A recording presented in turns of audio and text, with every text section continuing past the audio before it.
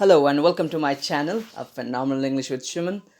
যারাই ওয়েস্ট বেঙ্গল বোর্ডের ক্লাস 11-এ পড়ছো, তোমাদের একটা খুব হট প্রজেক্ট, ইংলিশ প্রজেক্ট দেওয়া হয়েছে। আমি খবর পেয়েছি যে কিসের না, magic shop, the magic shop বলে একটা তোমাদের স্টোরি রয়েছে।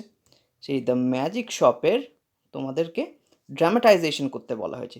A.G. ওয়েলের লেখা খুব মজাদার একটা গল্প, short story the magic shop, তার তোমাদেরকে ড্রামাটাইজেশন অ্যাজ দ্য প্রজেক্ট করতে বলা হয়েছে। তো অনেক স্টুডেন্টরাই আমার কাছে কোয়ারি আসছিল, তারা একটু মুশকিলে পড়ছে।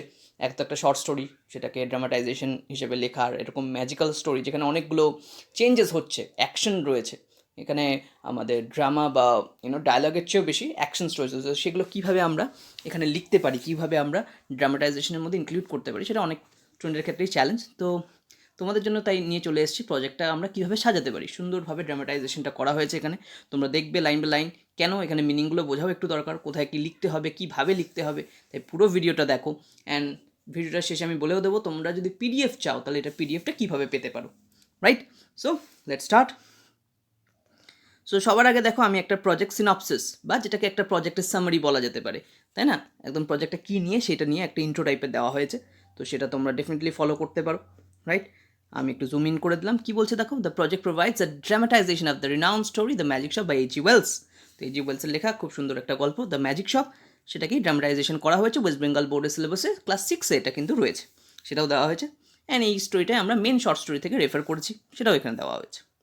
আর এই প্রজেক্টে কী হেল্প হচ্ছে, একটু স্ক্রিন প্লে, ড্রামাটাইজেশন, ডায়লগ, এইগুলো কীভাবে করতে হয়, প্লেন স্টোরি থেকে নিয়ে কীভাবে আমরা ডায়লগ রাইটিং করতে পারি, ড্রামাটাইজেশন করতে পারি, স্ক্রিন প্লে লিখতে পারি, সেগুলো একটা আইডিয়া আমরা পাচ্ছি। তো এরপরে খুব সুন্দরভাবে দেখো লিস্ট অফ ক্যারেক্টার্সটা দেওয়া হয়েছে, এটা দেখবে সবসময় যে কোনো বড় নভেল, কোনো ড্রামা প্লেতে দেওয়া থাকে যে কে কে আছে, ক্যারেক্টার কী কী রয়েছে, রাইট? তো ক্যারেক্টারের মধ্যে আমাদের মেনলি আমরা পেয়ে যাচ্ছি ফাদার, মানে যে narrator, and jeeps father.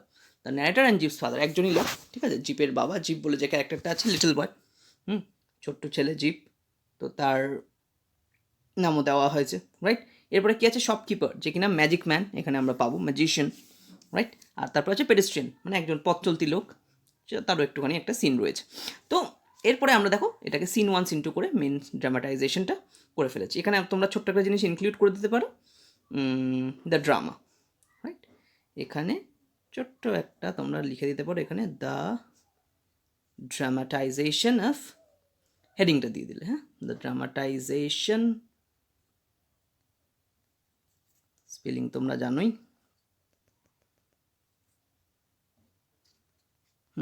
The dramatization of magic shop, the magic shop নামটা লিখে দেবে, বলার কিছু নেই, দ্য ম্যাজিক শপ। তো এরপরে আমরা দেখো ঠিক সিন ওয়াইজ চলে এসেছি প্রত্যেকটা সিনে, কেন এখানে এই জিনিসগুলো খুব ইম্পর্টেন্ট। ড্রামাটাইজেশন যখন করা হচ্ছে, সব নাটক তো মানে একটাই সিনে শেষ হয়ে যায় না, অনেক অনেক সেটিং থাকে, আলাদা আলাদা সেটিং থাকে। তো এখানেও আছে 2-3 রকমের সেটিং রয়েছে, তো সেই জন্যই আমাদের আলাদা আলাদা সিন ওয়াইজ লিখতে হয়েছে।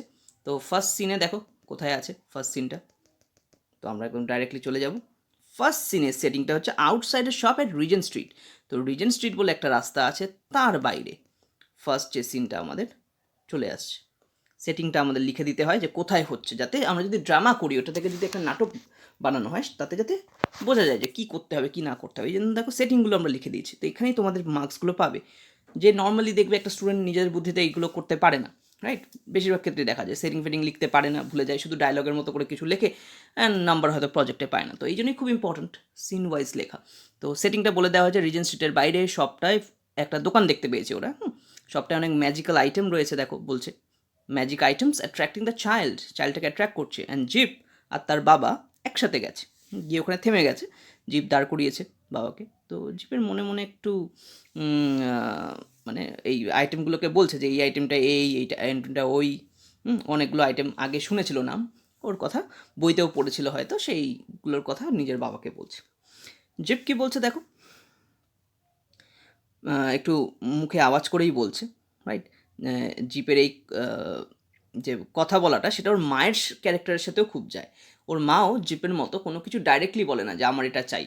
তো জিপও কিন্তু ওর বাবাকে একবারও বলেনি যে আমাকে এক্ষুনি দোকানে নিয়ে চলো বা কিছু একটা কিনে দাও, শুধু দোকানের সামনে আঙুল দেখিয়ে বলেছে এই জিনিসগুলোর এই ক্যারেক্টারিস্টিক্স। অ্যান্ড তারপর দেখো খুব সুন্দর করে বলছে ছেলেটা কথাটা, যে একটা প্যাসিভ রিকোয়েস্টের মতো, তাই না?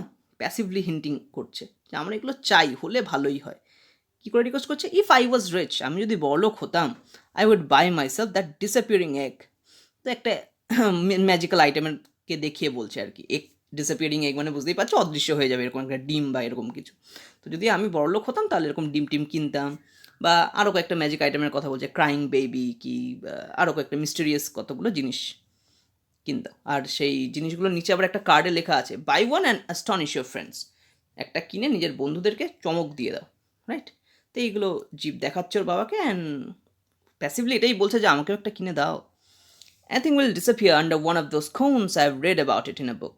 তো বলছে আর কি যে যে জিনিসগুলো আছে, যে ও কী কী পড়েছে বইতে, যে কোনকার কী ফিচার্স, তো এগুলো তোমরা দেখে নিও টুকে নেওয়ার সময়, কাজে লাগবে বোঝার সময়, কেন স্পেলিং ভুল টুল হয়ে যায়, ওই জন্য আগে থেকে বোঝা উচিত কোথায় কী লিখবো।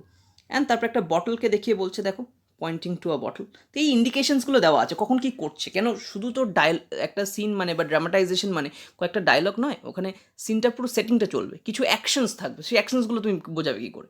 তো এখানেই ড্রামাটাইজেশন, ওই জন্য লেখায় আমাদের হাত পাকা করতে হয় এই ইন্ডিকেশনসগুলো দিয়ে, যে কী হচ্ছে সাথে সাথে অ্যাকশন, সেটাও আমরা দেখাচ্ছি। একটা বটলকে পয়েন্ট করে দেখাচ্ছি, এই তো they say it's a magic bottle, right. লোকে বলে এটা magic bottle, and if you had that, বাবা কি জিজ্ঞেস করছে, তোমার চাই নাকি, তোমার হলে কেমন হতো।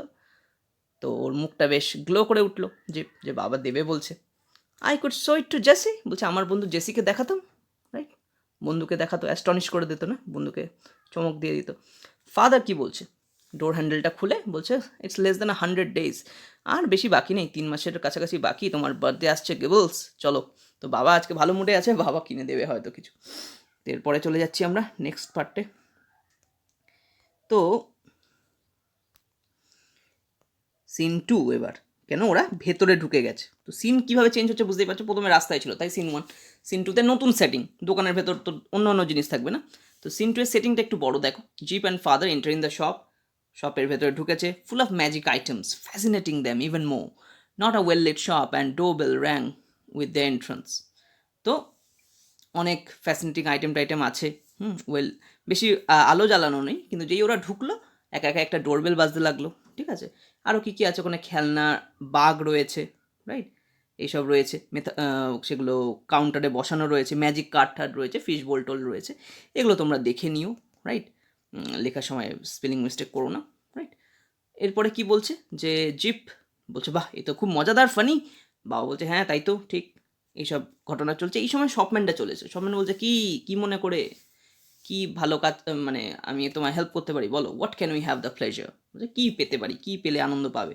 এখানে ও বারবার উই বলে, উই মানে যে এসছে তাদেরকে বোঝাচ্ছে, উই মানে অ্যাকচুয়ালি আমরা বোঝাই, বাট শপম্যান উই বলতে কিন্তু ওই মানে ন্যারেটার আর ন্যারেটারের ছেলেকেই বলছে, রাইট। সো ফাদার কি বলছে দেখো, বলছে আমি তো কয়েকটা সিম্পল ট্রিক কিনতে চাই আমার ছেলের জন্য। তো জিজ্ঞাসা করছে, আচ্ছা কোন কোন ব্র্যান্ডের, লেগার্ড ম্যান, মেকানিক্যাল, ডোমেস্টিক, অনেক রকম ধরনের ম্যাজিক্যাল ট্রিক হয়। তো বলছে এনিথিং অ্যামিউজিং, যে কোনো একটা ভালো কিছু দিলেই হলো। তো শপম্যান বলছে ওকে, সামথিং ইন দিস ওয়ে। হঠাৎ করে এরকম বলে মাথা থেকে একটা গ্লাস বল বের করে দিল। বলছে বাহ, বাবাও তো খুব ইমপ্রেস হয়ে গেল, তো এ তো খুব মজাদার, খুব সুন্দর একটা মানে হেসে বাবাও ইমপ্রেস হলো, আর ছেলে তো ইমপ্রেস হলোই। শপম্যানও বলছে যে এই তো তোমার পকেটে দেখো, এই বলটা তোমার পকেটে চলে গেছে।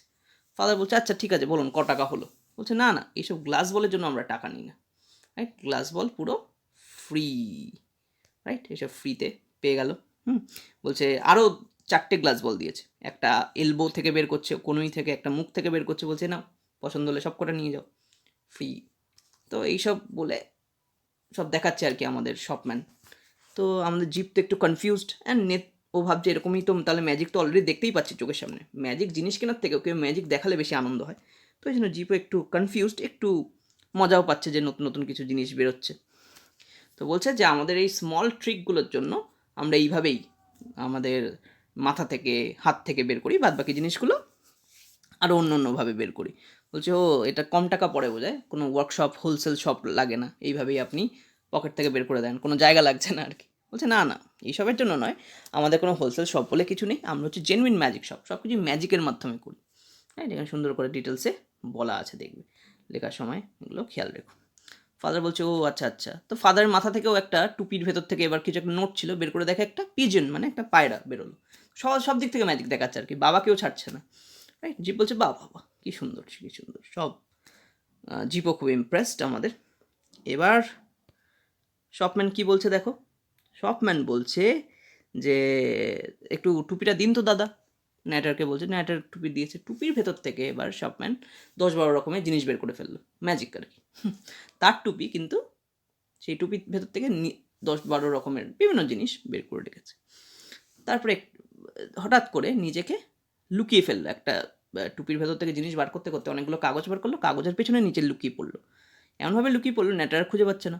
কিছুক্ষণ সময় চলে গেছে, আফটার অ্যান ইন্টারভাল দিয়েছি দেখো, একটু টাইম পর ফাদার জিজ্ঞেস করছে, ন্যাটার জিজ্ঞেস করছে, কি দাদা কই গেলেন, বিলটা দিন, কত টাকা হলো বলুন, আমাদের তো বাড়ি যেতে হবে। তো কোনো আনসার পেলো না।